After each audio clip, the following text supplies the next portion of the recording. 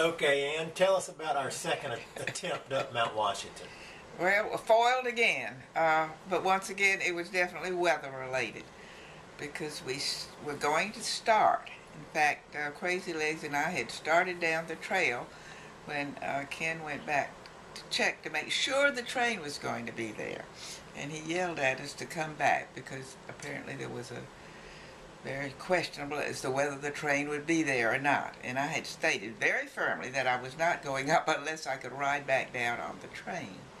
And as it turned out, time-wise, there was no way I could have made it up and walked back down long before dark. So it wasn't so much it was a no-brainer. I was not going. So quickly, we decided they would hike up and I would go up on the train. So I feel like maybe I was kind of saved by the weather. Because as it turned out, they said it was terribly hard at the top and I would not have made it. So I guess it turned out for the best. And what happened? They got up there. The people at the bottom said, oh, it's a 5-hour hike. And I said, oh, these are excellent hikers. They'll do it in 4. Well, damn it, they didn't do it in 3. I couldn't. I was just gotten up there and looked around and settled down to read my book, and they were there. I couldn't believe it. But they told me I never would have made it. So now I'm challenged to find an easier trail and go back in the summer when the weather is better and get to the top.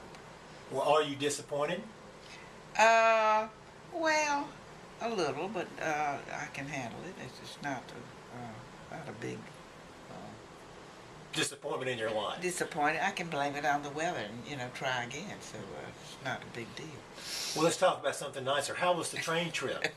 Train is fascinating. The train I couldn't believe built in 1869, strictly for tourists, and it's an amazing trip. And I would recommend it to anybody. It was a fun day. I've had a good time. Well, let's just say we're over until springtime. I'm not going again unless the weather is a lot more predictable and beneficial.